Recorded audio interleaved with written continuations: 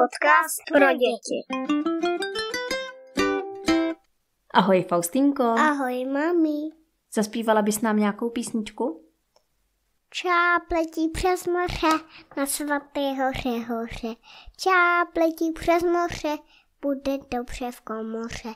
Čáp letí do polí, slepička ho dohoní. Čáp letí do polí, slepička ho dohoní. Od koho to byla písnička? Od Hradišťanů. A proč ten čáp letí přes moře? Letí do teplých krajin. Do teplých krajin letí přes moře. A proč do teplých krajin? Proč nezůstane tady? Protože on by jinak zamrzl a už by nemohl lítat. No, trošku máš pravdu. A je to tak, že čáp patří mezi tažné ptáky. Tažní ptáci lítají na zimu někam do teplých krajin přes moře, třeba do Afriky. Ale ten hlavní důvod, proč tam lítají, je, že tady v zimě nemají moc co žrát, protože hadi jsou zalezlí. Žáby, které čápy žerou, tak ty jsou taky někde schované pod vodou na dně nebo zahrabané v bahně. Všechna tady ta zvířátka, kterýma se čápy živí, v zimě jsou někde schovaní a ti čápy by měli veliký hlad, tak se přemístí do teplých krajin, kde ty žáby nespí, protože je teplo, nejsou schované. A tak to dělají všichni tažní ptáci. Mezi tažné ptáky patří třeba ještě vlaštovka, nebo koho ještě znáš, kdo létá do teplých krajin? Kačena. Kačena může létat do teplých krajin. Kdo ještě? Jeřáb. Jeřáb taky létá do teplých krajin, ano. No ale ty jsi zpívala, že na svatého Řehoře. A Řehoř má svátek v březnu. A v březen to je začátek jara. Takže kam letí na toho svatého Řehoře přes moře? Nevím. Tak do teplých krajin ne, tam byl v zimě. Tak letí z teplých krajin na zpátky. Zpátky k nám, na sever. Ano. A co tady dělá, proč nezůstane v teplých krajích? Protože tam se zase udělá zima. Takhle to není. Tam je ještě větší teplo než v tu zimu. Takže spíš je to proto, že čápy se taky musí někdy rozmnožit, aby měly malá čápata. A v teplých krajinách je hodně predátorů. To znamená, že tam je hodně zvířat, která by mohla ta malá čápata sežrat. A tady u nás je těch predátorů daleko míň, takže oni sem létají hnízdit. Rozmnožit se sem létají. Protože je to tady pro ně zkrátka bezpečnější. Tak takhle to dělají tažní ptáci.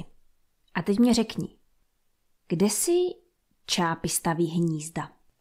Na komíně. Ano, na komíně. A můžou si postavit hnízdo i někde jinde třeba? Na stromu. Na stromě taky můžou. A tak to se mi zdá, že si staví ty hnízda docela vysoko. Nebo může si postavit hnízdo i na zemi? Ne. A proč nemůžou na zemi? Protože by je mohl někdo sníst. To je pravda, třeba taková liška by mohla přiběhnout a ta mladá čápata sežrat, že? Tak to je pravda, to je bezpečnější nahoře na tom komíně nebo na stromě, někde vysoko. I na skále můžou si postavit hnízdo. To je pravda, to je zajímavé, že? A není to nebezpečné pro malá čápata tak vysoko, nevypadnou z toho hnízda? Ne. Jak to, že nevypadnou? Nevím. Tak jak takové hnízdo vypadá? Tam jsou napřed klacíky a pak uprostřed seno. Aha, takže oni z klacíků vyrobí rám, nebo takovou formu, kulatou, a doprostřed nacpou seno nebo nějakou trávu, nebo něco měkkého, aby se jim dobře leželo. Jo. Asi, že? A jak je to hnízdo veliký? Je malinký? Třeba vlezlo by se mi do ruky to hnízdo? Ne. To hnízdo je široké a je tam dost místa, že? A teď si představ, že ti čápy si nejdřív postaví hnízdo a je takové menší. A protože ti čápy se každý rok vrací sem a jsou zajímaví tím, že se vrací pokaždé na to stejné hnízdo. A vždycky se musí opravit a tak přidávají ty klacíky, přidávají seno, slámu a to hnízdo se zvětšuje a zvětšuje. Každý rok, co přiletí, tak to hnízdo se zvětší, protože přistaví.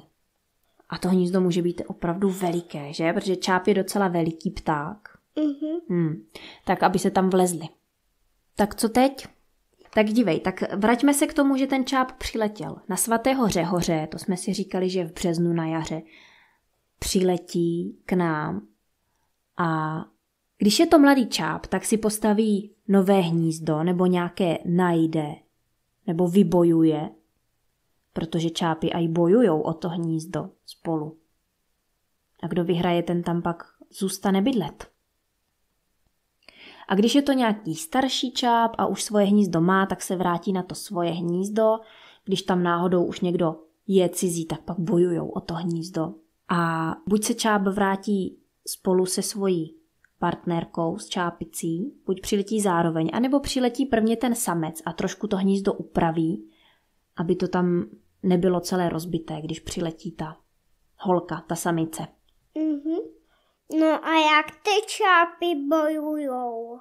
No to mě řekni, jak bojujou. Já to nevím. Oni bojujou zobáky, že se tak klovou a klapou zobákama a mávají křídly a tak spolu bojují. A když mají hnízdo upravené, tak samice snese. Vajíčka. A kam? Doprostřed. Doprostřed hnízda. A v prostředku toho hnízda si udělají takový důlek, takovou jamku, kam vajíčka snesou. A kolik vajíček může snést jedna samice? Třeba 5, Může 3, ano. 4, Ano. 1, 2. To je pravda, může mít až 6 vajíček může mít. Víc už většinou ne. Nebo 10. To ne, to už je moc. Tolik čápat by nezvládli uživit. Co se pak děje s těma vajíčkama? Pak je zahřívají. A čím je zahřívají? Že si na ně lehnou. A kdo na nich leží, samice nebo samec? Samice a může i samec. Myslíš, jako že se střídají? Aha, takže chvilku leží jeden a druhý se jde proletět a najíst a chvilku leží druhý? Tak to je prima, že se tak vystřídají. To je fajn. No a zhruba po měsíci se začnou z toho vajíčka klubat. Ty malý miminka čápy. No, čápata. A jak vypadají čerstvá miminka čápů? Prostě si tak leží jenom. Čerstvá miminka si jenom tak leží? Aha. A co pak? Pak budou čím dál větší a větší, dokud se z nich nastane ten dospělý čáp. Aha. A jak vypadá čerstvě narozené čápě? Ono je bílý a má černý zobák. A dospělý čáp potom vypadá jak? Bílý, černý a červený zobák. Aha, takže peří má bílé a na křídlech černé a zobák zčervená, když vyroste? Takže když se vyklube čerství, tak mu aj dělá problém udržet hlavičku, že? To je jako u nás u lidí taky. Miminka neumí udržet hlavičku, ale čápata se to velmi rychle, hnedka to zvládnou, že? Chviliku potrénují a pak už jim to docela jde. No a co ta čápata jí na tom komíně, teď tam přece si neuloví nic. No, samec nebo samice s něma bude hlídat a ten druhej jde lovit. Jde lovit? Aha, a co až to uloví? Tak zase zpátky přiletí. No a dobře, a tak když to uloví, tak jak to pak dá těm dětem? To tak bude odklapět zobák, Ano. když mu to nepůjde vyblinkat, ale někdy mu to půjde. Aha, takže on když to uloví, tak to spolkne a pak to potřebuje dostat ze sebe ven? Aha, No a trošku to vypadá, jako kdyby blinkal, že? Mhm. Tak to máš pravdu, ale rozdíl mezi blinkáním a tady tím krmením je ten, že čáp to nespolkne až do žaludku, ale před tím žaludkem má takzvané vole, on to schová do toho volete a stama to potom teda vyvrátí z té pusy, vypadá to, jako kdyby blinkal těm čápatům. Mhm. A co třeba jí? Co tak mají ráda čápata? Ryby, žížalí, myší Ano, to všechno. a hady. Ano, hady. No, takže oni celé sousto spolknou naráz, než vykají. Oni to políkají v celku. Mhm. Já jsem viděla čápa, že stál na jedné noze, takovou dlouhou, vysokou nohu měl. A uměl stát na jedné noze, tak ta čápata to také hned umí. Ne. A co nejdřív? Napřed se musí naučit stát na obou a pak teprve na jedné. Aha. Tak to taky neumí hnedka. To se taky musí naučit, jo? Chodit po dvou na těch vysokých špičkách. Musí to naposilovat ty nohy. A pak teprve na té jedné. Představ si to. Aha. No a když jsou celou dobu na tom hnízdě, tak to si do toho hnízda aj čurají a kadí. Ne, oni půjdou ke kraji a oni najednou. Aha, takže ti čápy couvají ke kraji hnízda a no tomu se řekne, že se vyčápnou a vyčápnou se z toho hnízda dolů na zem. Mhm. Aha. Takže malinkým čápatům, které ještě neumí chodit, tak to asi pak uklidí maminka nebo tatínek, že to vyhodí z hnízda ven. A pokud už umí chodit, tak si zacouvají ke kraji a hodí to z hnízda dolů sami. Jo? A my se díváme na video s čápama a ty čápy už to umí. No, my s Faustinkou pozorujeme na internetu čápy, tam je živá kamera, takže vidíme v reálném čase, co se tam děje. A pozorujeme už je docela dlouho a viděli jsme úplně malinký, když se vyklubali a teďka už jsou docela velicí a ti už umí couvat k tomu kraji, že? Mhm. A už jim aj rostou ta černá peříčka na křídlech. Mhm. A to znamená, že už brzy zkusí Lítat. Nejdřív takovej čáp mává křídly, to jsme taky viděli, mává křídly na tom hnízdě, že? A nikam neletí ještě. To nejdřív tak trénuje. Tak posiluje. A potom začne skákat a mávat u toho skoku křídly. Vypadá to, jako kdyby skákal na trampolíně, že? Je to takové legrační. A pak třeba chviličku už v tom vzduchu vydrží, tak postupně čím dál výš a čím dál díl tam vydrží, až pak jednoho dne třeba obletí komín dokola. A pak čím dál větší vzdálenosti zvládne uletět. A pak se učí lovit a potom v srpnu, už pomalu končí léto, tak ti čápy se teda vydávají zpátky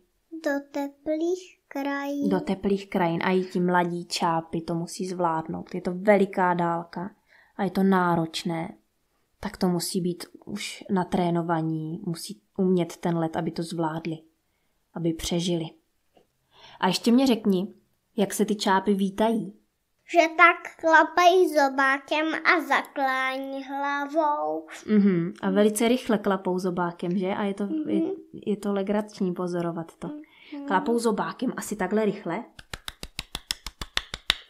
a zaklání u toho hlavu, že si tu hlavu úplně položí na záda.